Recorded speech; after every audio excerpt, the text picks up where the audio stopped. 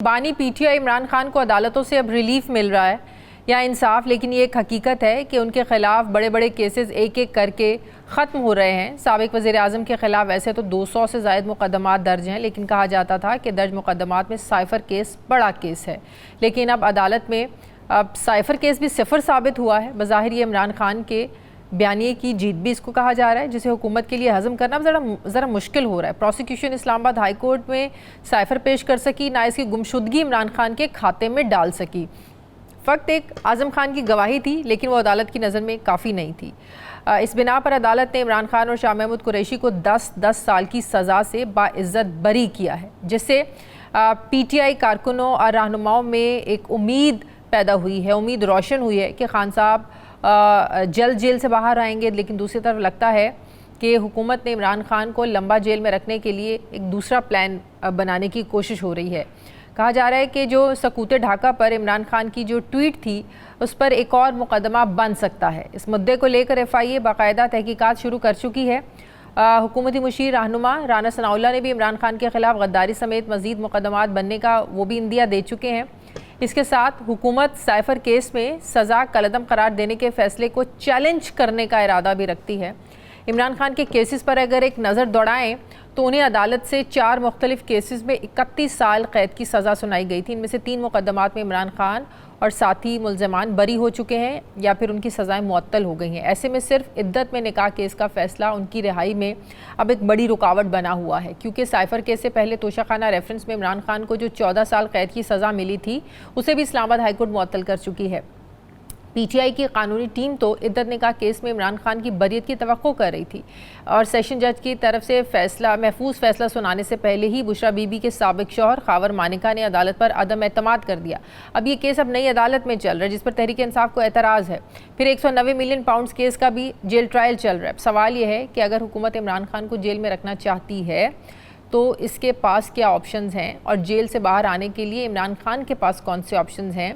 क्या इद्दत निकाह केस के अलावा भी कोई रुकावट है इमरान खान के जेल से बाहर आने में? अदालती रिलीफ के साथ हुकूमती मूड देखकर ये फैसला करना मुश्किल हो रहा है कि इमरान खान के लिए कानूनी चैलेंजेस कम हो रहे हैं या बढ़ रहे हैं। इमरान खान के खिलाफ दर्ज मुकदमात का मुस्तकबिल क्या है, मैं बात करूंगी सीनियर कानूनदान आबिद ज़ुबैरी साहब मुझे ज्वाइन करें। अस्सलाम वालेकुम, बहुत बहुत शुक्रिया आबिद ज़ुबैरी साहब। जिन केसेस का मैंने जिक्र किया, जिनमें इमरान खान साहब को सज़ाएं हुई थी, अब एक के बाद एक करके वो इमरान खान के ख़िलाफ़ जो मुकदमात ख़त्म हो रहे हैं, लेकिन जो ख़बरें आ रही हैं कि हुकूमत इस मूड में है कि इमरान खान को और जेल में रखा जाए, और जो सकूते ढाका की ट्वीट को लेकर और वो मतनाज़ वीडियो को लेकर हुकूमत इरादा रखती है कि इस पर एक और मुकदमा जो है वो दर्ज किया जाए और फिर तोशाखाना रेफरेंस 2 बनाने के लिए भी एक दुरुस्त वक्त का इंतज़ार किया जा रहा है। मेरा सवाल ये है कि पहले जिन केसेस में बड़ी उम्मीद थी हुकूमत को, जिनमें सज़ाएं होकर अब मुअत्तल हो गई हैं, जिनमें वो बाइज़्ज़त बरी हो रहे हैं, तो आपको क्या लगता है नए बनने वाले केसेस में क्या जान होगी? हाँ, बिस्मिल्लाहिर्रहमानिर्रहीम। देखिए, ये हम लोग शुरू से कह रहे थे, जो हम कानून के वो हैं स्टूडेंट्स, कि जी ये जो केसेस इनके खिलाफ बन रहे हैं ये सब सियासी नौइयत के हैं और इनका मकसद सिर्फ इमरान खान को पॉलिटिकल सीन से फारिग करना है।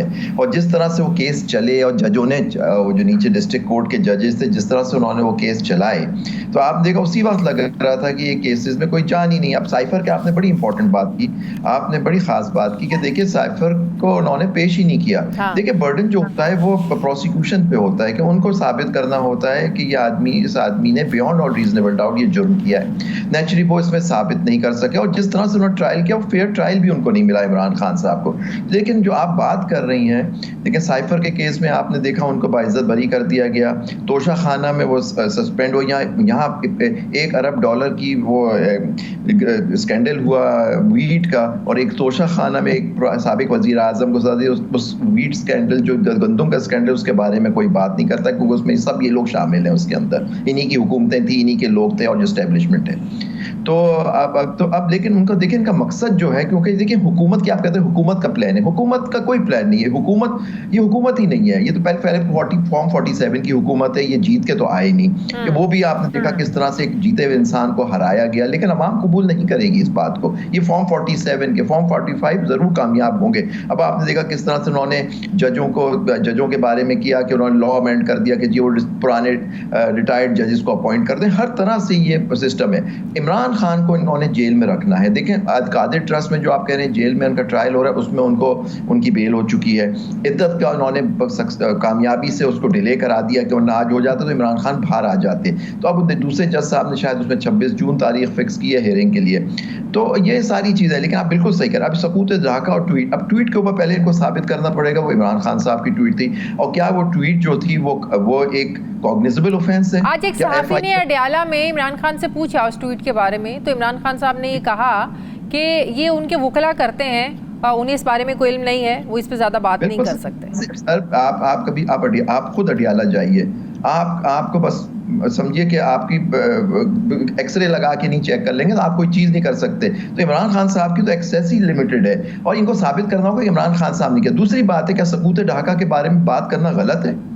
ये अगर मैं अच्छा, मुझे एक चीज़ का डिफरेंस बताएं। इमरान खान का खुद ट्वीट करना मान लिया खुद नहीं कर सकते, लेकिन कॉन्शियसली अगर उन्होंने ऐसी हिदायत भी की है और इसमें उनकी रजा शामिल है, तो इसमें आप पहले तो उनको साबित करना होगा ये ट्वीट से कोई जुर्म हुआ है, पहले तो साबित करें। दूसरी बात है, अगर मैं तो कहता हूँ इनको बनाना चाहिए, क्योंकि अगर इमरान खान के बुकला होंगे, फिर नवाज शरीफ साहब ने शेख मुजीबुर रहमान के बारे में या और पॉलिटिकल लीडर्स ने जो बयानात दिए फौज के खिलाफ, जो बयानात दिए, तो वो उनको एविडेंस में लाएंगे। वो उनको चाहिए उनको विटनेस में बुलाएं और कहें कि देखिए इन लोगों ने ये बयानात दिए, फिर वो भी उनके खिलाफ भी केस बनने चाहिए। अगर सुकूत ढाका के बारे में बात करना या हमूद रहमान कमीशन के बारे में बात करना गलत है, हमें फेस करना चाहिए कि वो आदमी, वो शख्स जो था वो जीता हुआ था इलेक्शन, उसको आपने पावर ट्रांसफर नहीं की। जुबैर साहब, इद्दत केस जो है बड़ा अब इम्पोर्टेंट है, इसमें उम्मीदें भी हैं, एक मायूसी भी है कि ये क्या नहीं होना चाहिए। देखिए वो लोग हो सकता है मायूस हो, लेकिन इमरान खान मायूस होने वाला आदमी नहीं है। आपने उसकी जेल के अंदर जो उनकी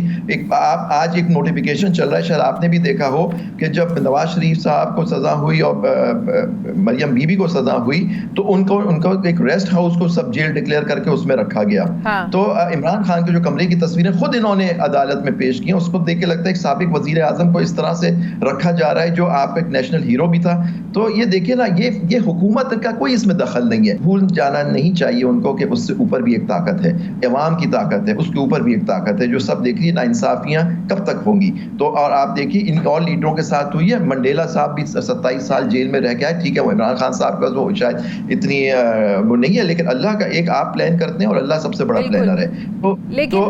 लेकिन इमरान खान साहब भी तो बात करने के अगर हामी हैं, वो भी तो इस्टेब्लिशमेंट से ही बात करना चाहते हैं ना। वो कौन सा इनकारी है? वो भी इस मुल्क की सियासी हकीकत को समझते हैं, वो भी समझते हैं कि इमरान खान साहब, वो भी कहते हैं उनसे बात होगी जो पावर कॉरिडोर्स हैं, जिनके पास पावर है, जिनके पास इख्तियारात हैं, जिनके पास वो बात करना चाहते हैं, वो शायद उनसे बात करने के लिए तैयार नहीं है। ये इंप्रेशन आ रहा है, क्योंकि देखिए ना, मतलब कि लेकिन पॉइंट इज दैट के पॉलिटिशियंस तो बात करते हैं, क्योंकि देखिए कोई पॉलिटिक्स में कोई हतमी वो चीज़ नहीं होती।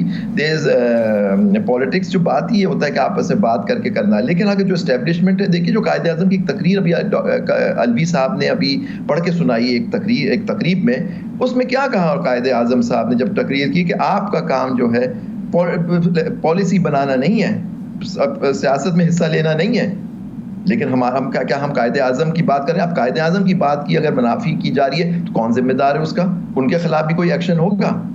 तो ये सब चीजें हैं। लेकिन ये मौके और ये सब कुछ सियासतदान, आप नहीं समझते कि सियासतदानों का ही कसूर है? सियासतदानों ने दरवाजे खोले, सियासतदानों ने मौके फराहम किए, और आज सियासतदान ये समझते हैं कि अगर इस्टेब्लिशमेंट और हुकूमत एक पेज पर चलती रहे तो हुकूमतें चलती रहेंगी, और अगर ये एक पेज पर इस्टेब्लिशमेंट नहीं होगी तो आपकी हुकूमत नहीं चल सकती। आज हमारे सियासतदानों की ये सोच है।